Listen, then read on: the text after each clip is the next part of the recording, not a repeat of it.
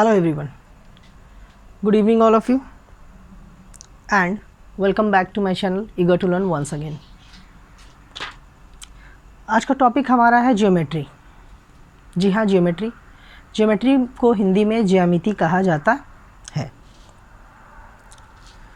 Geometry की कुछ basic concepts के बारे में जानेंगे, कुछ बेसिक टर्म्स हैं उसके बारे में जानेंगे जो कि मैंने पहले से लिख रखा है, जैसा कि आप देख पा रहे हैं और एग्जाम्पल के साथ चीज़ों को समझने की कोशिश करेंगे। ठीक है, तो हमारा पहला पॉइंट है और आज का पहला पॉइंट जो है पॉइंट ही है। जी हाँ, पॉइंट मतलब होता है बिंदु। पॉइंट को हिंदी में बिंदु कहा जाता है और मैंने पॉइंट का ये पॉइंट भी बना रखा, मतलब एक बिंदु मैंने बनाया है दिखाने के लिए कि पॉइंट किसे कहते हैं। जिस तरह लाइन किसे कहते हैं, तो लाइन का एग्जांपल ये है, फिर डेफिनेशन है, फिर उसके बारे में और कुछ जानेंगे। तो फर्स्ट हमारा पॉइंट जो है वो पॉइंट ही है। पॉइंट को हिंदी में बिंदु कहा जाता है। A dot is known as a point. हम जो एक डॉट देते हैं पेन से, पेंसिल से, मार्कर से, किसी भी चीज़ से, ये जो हमने एक डॉट दिया है यहाँ पर इसी को पॉइंट कहा जाता है, इसी को बिंदु कहा जाता है और इसका यही डेफिनेशन है। It shows an exact position और लोकेशन। ये जो पॉइंट है किसी भी चीज़ का एग्जैक्ट लोकेशन या पोजीशन दिखाता है। पोजीशन का मतलब होता है स्थान, स्थिति दिखाता है कौन? पॉइंट। जैसा कि आप अगर कहीं मैप देखे होंगे, भारत का नक्शा कभी आपने देखा होगा, तो भारत का जो एक पूरा नक्शा होता है नॉर्थ से लेकर के साउथ तक, ईस्ट से लेकर वेस्ट तक, उसमें पूरे में जो स्टेट्स होते हैं तो हर स्टेट में एक डॉट रहता है। हर स्टेट का जो फिगर होता है उसमें एक डॉट होता है और वो डॉट जो है बस उस स्टेट को दर्शाने के लिए दिया रहता है और उस डॉट के पास उस स्टेट का नाम रहता है। वो स्टेट कोई भी हो सकता है, भारत के जितने स्टेट हैं उनमें से कोई एक स्टेट हो सकता है। अर्थात कहने का मतलब ये हुआ कि डॉट का मतलब होता है बिंदु। बिंदु जो है दिए गए डॉट को ही बिंदु के रूप में जाना जाता है और डॉट जो है किसी वस्तु, किसी सामान की एग्जैक्ट पोजीशन और एग्जैक्ट लोकेशन को दर्शाता है। A point has no dimensions. Point का कोई डायमेंशन नहीं होता है। सच एज, जैसे कि एग्जाम्पल के तौर पे पॉइंट की कोई लंबाई नहीं होती है, ब्रीथ कुछ नहीं होता है और उसकी कोई थिकनेस, मोटाई उसकी नहीं होती है। ठीक है, बिंदु का कोई लेंथ, ब्रीथ और थिकनेस नहीं होता है और ये रहा आपका बिंदु। पॉइंट, इंग्लिश में पॉइंट, हिंदी में बिंदु। होता क्या है? तो ये पॉइंट है। जैसे फुल स्टॉप है तो पॉइंट है। मार्कर का, पेन का, पेंसिल का ये जो टिप है ये क्या है? एग्जाम्पल है पॉइंट का। ठीक है, फुल स्टॉप देते हैं, ये पॉइंट है। ठीक है, तो ये पॉइंट जो है वो बेसिकली किसी चीज़ के पोजीशन और लोकेशन को दर्शाता है और जाना जाता है डॉट को ही पॉइंट के नाम से जाना जाता है। डॉट का मैंने एग्जांपल दिया कि आप कहीं पर पेंसिल या पेन रख करके उठा लेते हैं तो क्या बन जाता है? वो एक डॉट ही बन जाता है, एक बिंदु बन जाता है या एक पॉइंट बन जाता है। नेक्स्ट हमारा पॉइंट है लाइन। लाइन को हिंदी में कहते हैं रेखा। लाइन जो है हिंदी में दो रेखा कहा जाता है। पहले इसके एग्जाम्पल को, इसके डेफिनेशन को देख लेते हैं। जैसे कि मैंने एक लाइन बनाया है और दोनों ही तरफ एरो का साइन है। नाम दिया है इस लाइन का मैंने PQ। आप कोई भी अल्फ़ाबेट यूज़ कर सकते हैं, AB, PQ, LM, XY, कुछ भी आप यूज़ कर सकते हैं। A collection of points in a straight path is called a line. It has no end point and no fixed length. Collection of point को जो है सीधे वे में, सीधा पाथ में जो एक पॉइंट का जो कलेक्शन होता है उसी को लाइन कहा जाता है। It has no end point. इसका कोई एंड पॉइंट नहीं होता है, यानी कि इसका कोई अंतिम छोर नहीं होता है, इसका कहीं पे खात्मा, मतलब ये कहीं पे ख़त्म नहीं होता है। एंड नो फिक्स्ड लेंथ, और इसकी कोई निश्चित लंबाई नहीं होती है। एक एग्जाम्पल के तौर पे देखा जाए तो आप जब आसमान और ज़मीन को जो मिलने का जो पोजीशन होता है, जो मिलने की जगह होता है, उसको हॉरिजॉन कहा जाता है, हिंदी में क्षितिज कहा जाता है। वो एक ऐसा एग्जाम्पल है लाइन का जो बेस्ट एग्जाम्पल कह सकते हैं। जब हम दूर देखते हैं तो हमें दिखाई देता है कि एक जगह है जहाँ पे आसमान और ज़मीन ऐसा लग रहा है कि मिल रहे हैं, जबकि ऐसा होता नहीं है। फिर आप उस जगह जाएंगे, वहाँ से दूर देखेंगे तो उसी तरह का दिखता है। तो वो हॉरिजॉन की वजह से वैसा होता है। हॉरिजॉन का मतलब क्षितिज होता है। हॉरिजॉन के डेफिनेशन की बात करें तो वैसा जगह, it seems to look like that earth and sky is meeting, और meeting point of earth and sky is called horizon, you can say. तो वहाँ पर भी एक लंबी सी लाइन बन जाती है, और काफ़ी लंबी, जिसका कोई एंड पॉइंट नहीं होता है। तो लाइन भी वही है। लाइन को हिंदी में रेखा कहते हैं। हिंदी में बात किया जाए तो रेखा वैसी रेखा जो दोनों ही दिशा में बिना ख़त्म हुए वे एंडलेसली, बिना ख़त्म हुए दोनों दिशा में कितनी भी दूर जा सकता है, और जिसका कोई फिक्स लेंथ, जिसकी कोई लंबाई निश्चित नहीं होती है, उसे ही रेखा कहते हैं। ये एक बहुत छोटा सा मामूली सा एग्जाम्पल दिया गया है। ये एरो इस चीज़ को दर्शा रहा है कि ये इस डायरेक्शन में एंडलेसली जा सकता है, और ये इस डायरेक्शन में एंडलेसली जा सकता है बिना ख़त्म होए हुए। ये है लाइन, हिंदी में रेखा कहते हैं। लाइन सेगमेंट को हिंदी में कहते हैं रेखाखंड। लाइन का पार्ट, बहुत ही सरल भाषा में कहा जाए तो लाइन का पार्ट, इस लाइन मतलब रेखा, लाइन सेगमेंट मतलब रेखाखंड, लाइन मतलब रेखा, लाइन सेगमेंट मतलब रेखाखंड। लाइन का ये हिस्सा है, कौन? लाइन सेगमेंट, जिसके दोनों ही तरफ एंड पॉइंट होते हैं। डेफिनेशन देख लीजिए, it is a part of line. यह लाइन का एक पार्ट है। इट हैज़ 2 एंड पॉइंट्स, इसके दोनों ही एंड पॉइंट्स होते हैं, एंड अ फिक्स लेंथ। देखिए सॉरी, जिस भी चीज़ का एंड पॉइंट है तो उसका तो फिक्स लेंथ होगा ही, ठीक है। ये लाइन सेगमेंट के एग्जांपल की बात करें तो पहले लाइन का जो मैंने एक हॉरिजॉन का एग्जांपल दिया कि दूर देखने से ऐसा लगता है कि आसमान और ज़मीन मिल रहे हैं, और दोनों के मिलने के बीच एक लाइन क्रिएट हो जाता है, वो लाइन्स है। उसी तरह लाइन का एक एग्जांपल ले लीजिए कि एक रोड, लंबी रोड, सड़क जो कि काफ़ी लंबा होता है, और लाइन भी, रोड का भी आप कह सकते हैं, हर रोड किसी न किसी से मिला होता है, बशर्ते कि वो रोड क्या होना चाहिए? सीधा होना चाहिए। तो वैसा सड़क लाइन का एक और बेहतरीन एग्जांपल हो सकता है। एग्जांपल एक और है लाइन का, आप रेलवे का ट्रैक देख लीजिए, दोनों ही साइड देख लीजिए, तो इधर भी लगता है कि एंडलेसली बहुत दूर तक है, और इधर भी लगता है कि बहुत एंडलेसली दूर तक है। तो रेलवे ट्रैक का एक पटरी जो है वो भी, दोनों पटरी जब भी मुड़ता है दोनों ही मुड़ता है, तो ट्रैक जो है वो भी एक एग्जांपल है लाइन का। सॉरी, लाइन सेगमेंट के एग्जांपल की कुछ बात कर लेते हैं। ये मेरे हाथ में एक मार्कर है, और आप देख पा रहे हैं कि इस दोनों का एंड पॉइंट आपको दिख पा रहा है। एक एंड पॉइंट इधर है, एक एंड पॉइंट इधर है। इस तरह बहुत सारे एग्जांपल हैं। टेबल का एज, टेबल का किनारा। एक बुक की एग्जांपल लेता हूँ मैं। ये बुक है, इसका एज है, यहाँ से यहाँ इसका एंडिंग पॉइंट है। ये सब एग्जांपल है हमारे पास। पेन, पेंसिल, मार्कर, बेंच, इन सब के जो एज है, उन सब की जो लेंथ है, वो एग्जांपल है लाइन सेगमेंट का, क्योंकि उन सभी का एंड पॉइंट होता है और उन सभी का एक फिक्स्ड लेंथ भी होता है। रे सॉरी, रे मतलब होता है किरण, RAY, रे। रे मतलब होता है किरण।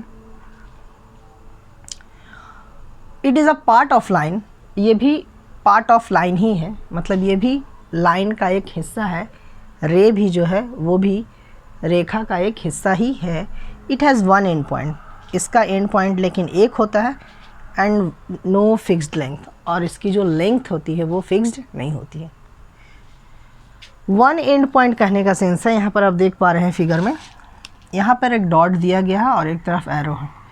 एक डायरेक्शन एंडिंग पॉइंट है, और जिधर एरो है वो इस डायरेक्शन में एंडलेसली कहीं तक भी जा सकता है, ओनली इन वन डायरेक्शन। रे जो है वो एक दिशा में एंडलेसली बिना ख़त्म हुए कितनी भी दूरी तय कर सकता है, कितना भी लंबा खींचा जा सकता है रे। इसीलिए इसका एक एंड पॉइंट है और इसकी कोई फिक्स लेंथ नहीं है। फिक्स्ड लेंथ इसीलिए नहीं है क्योंकि ये एक डायरेक्शन में इनफिनाइट दूरी तक खींचा जा सकता है। सॉरी। इसके एग्जाम्पल की अगर बात की जाए तो सूरज की रोशनी का एक एग्जाम्पल ले लीजिए। सूरज से रोशनी निकल रहा है तो सूरज जहाँ पर है वो एंड पॉइंट है, रोशनी पूरे दुनिया में फैल रही है वो एंडलेस पॉइंट है। टॉर्च का एक एग्जाम्पल लिया जाता है रे के लिए। तो ये सब एग्जाम्पल हैं। आइए कुछ और देखते हैं इस चैप्टर में।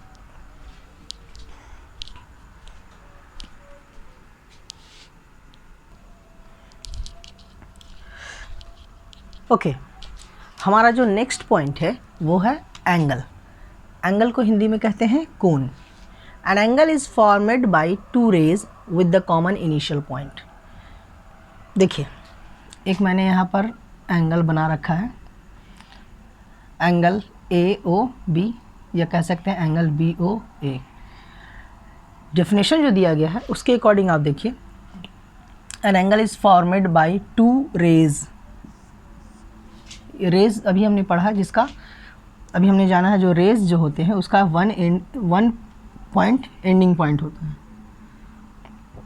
जबकि दूसरा क्या होता है तो वो एक्सटेंड कर सकता है वन डायरेक्शनल में, एक दिशा में एंडलेसली, बिना एंड खत्म हुए वो एक्सटेंड कर सकता है।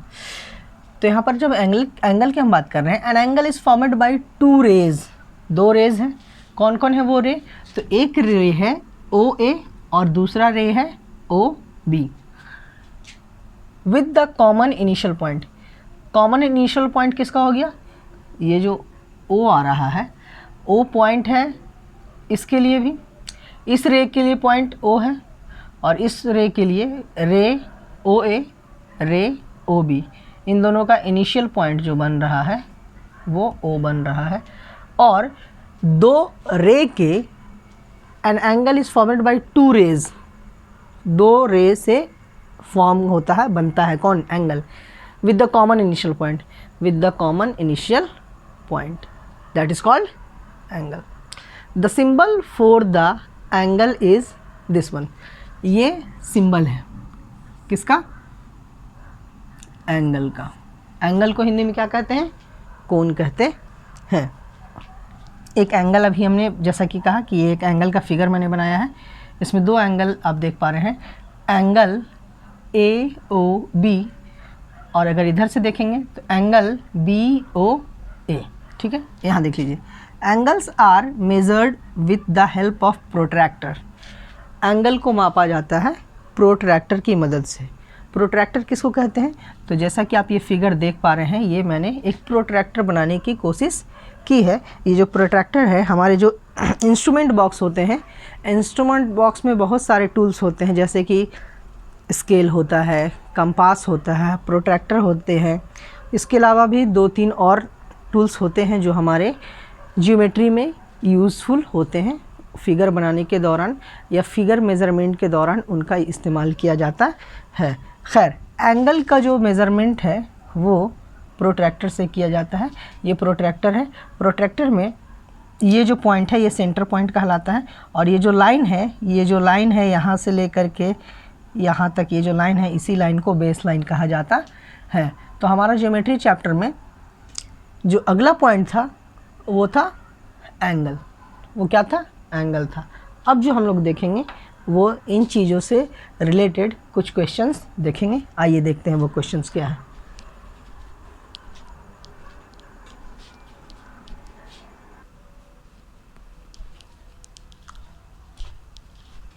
ओके, जैसा कि आप देख पा रहे हैं यहाँ पर कुछ एंगल दिए गए हैं। Name the following angles. ये क्वेश्चन है कि इन एंगल्स का आप नाम बताएं कि क्या है।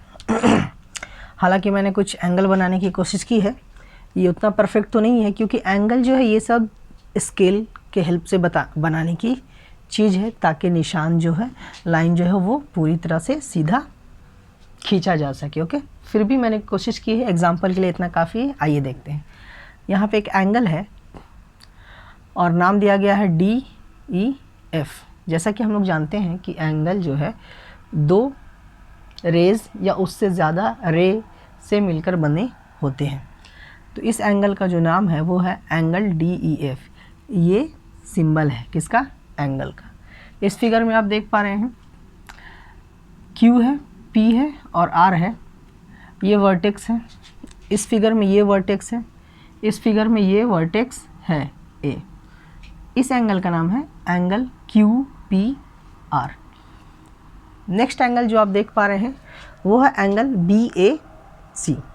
आइए इस एंगल को देखते हैं। यहाँ पर कितने एंगल्स हैं? तो इसमें एंगल है एंगल POQ। तो इस यहाँ से लेकर के यहाँ तक इससे मिल कर के एक एंगल बना। फिर हमारा नेक्स्ट एंगल है एंगल QOR। तो फिर यहाँ देखिए क्या है, ये Q का लाइन है, आकर के वर्टेक्स में मिलता है O और फिर यहाँ से R। फिर एक हमारा एंगल है POR, मतलब कि एक यहाँ से होते हुए O तक गया और फिर यहाँ। तो इस फिगर में 3 एंगल है, angle POQ, angle QOR, angle POR। ये जो ऊपर 3 एंगल्स थे ये तीनों सिंगल एंगल थे। इनमें एक ही एंगल था इन सारे फिगर में। यहाँ पर हमने देखा एक इस फिगर में 3 एंगल हैं। आइए देखते हैं इस फिगर में कितने एंगल हैं। तो हमारा फर्स्ट एंगल जो है इसमें वो है एंगल XOZ। ये एंगल बन गया। एंगल YOZ, यहाँ से आकर ये एंगल बन गया। इन सब का वर्टेक्स कौन है? वर्टेक्स मतलब वो पॉइंट जहाँ जो है दो या दो से ज़्यादा जो रेज हैं वो आकर मिलती हैं, उनका जो सेंटर पॉइंट आप कह सकते हैं वो वर्टेक्स कहलाता है। तो एंगल YOZ भी देख लिए। एंगल XOY, तो एंगल XOY यहाँ से आकर के O पर मिलते हुए यहाँ निकल रहा है, वो एक एंगल है XOY। अब ये एक तरह का क्वेश्चन था, किस तरह के एंगल बने होंगे, उनका नाम भी दिया होगा, उनके पॉइंट का नाम, जैसे पॉइंट Y है, Z है, X है। इसी तरह अल्फ़ाबेट का कोई भी अल्फ़ाबेट A से लेकर Z तक यूज़ किया जा सकता है। अब जहाँ तक उन्हें मेज़र करने की बात है, उन्हें मापने की बात है, तो हम जानते हैं कि एंगल को प्रोट्रैक्टर से मापा जाता है। प्रोट्रैक्टर जो कि इंस्ट्रूमेंट बॉक्स का एक टूल्स होता है, जो कि मैंने दिखाया है थोड़ी देर पहले। तो एंगल को मापेंगे प्रोट्रैक्टर से। प्रोट्रैक्टर पे मापने के बाद आपको पता चलेगा कि एंगल कितने डिग्री का है। 10 डिग्री है, 20 डिग्री है, 25 डिग्री है, 27 डिग्री है, जो भी डिग्री है वो प्रोट्रैक्टर से मेज़रमेंट करने के बाद पता चल जाएगा। उसके बाद क्या करना होता है, उसके बाद आपको क्वेश्चन मिल सकते हैं कि 30 डिग्री का एक एंगल बनाइए, 40 डिग्री का एक एंगल बनाइए, 180 डिग्री का एक एंगल बनाइए। प्रोट्रैक्टर में जो है 180 डिग्री तक प्रोट्रैक्टर में जो मेजरमेंट है वो हम लोग 180 डिग्री तक कर सकते हैं। तो 180 डिग्री या उससे कम 160 डिग्री, 140 डिग्री का एंगल बनाइए। तो इन एंगल्स को बनाने के लिए आपको प्रोट्रैक्टर का यूज़ करना पड़ेगा या उससे हेल्प लेनी होगी। और बना हुआ अगर एंगल है तो उसका मेज़रमेंट करने के लिए भी प्रोट्रैक्टर का ही यूज़ किया जाता है। तो इस बुक में जो क्लास 5 का मैथमेटिक्स का बुक है, इसमें ज्योमेट्री के चैप्टर में इतना ही है कि प्रोट्रैक्टर का यूज़ करते हुए एंगल्स को मेज़र करें, या तो फिर क्वेश्चन ये है कि 105 डिग्री का एक एंगल बनाएं with the help of protractor. इस तरह का है। फिर इस तरह के भी क्वेश्चन है कि एंगल बना हुआ है और उस एंगल का नाम लिखें। तो इस वीडियो में हम लोगों ने बेसिक कॉन्सेप्ट जाना है ज्योमेट्री का, पॉइंट, एंगल, लाइन सेगमेंट, रे। आफ्टर दैट कुछ एंगल्स के बारे में हम लोगों ने जाना है। बोर्ड पे प्रोट्रैक्टर का यूज़ करके दिखा पाना पॉसिबल नहीं है, बहुत छोटा फिगर ड्रॉ होगा, इसके लिए बेहतर है कि आप पेंसिल का यूज़ करें और कॉपी के पेज का यूज़ करें, उस पर फिगर को ड्रॉ करें और कोशिश करें कि ओवर राइटिंग ना करें। इस वीडियो में इतना ही, मिलते हैं नेक्स्ट वीडियो में। Thank you very much.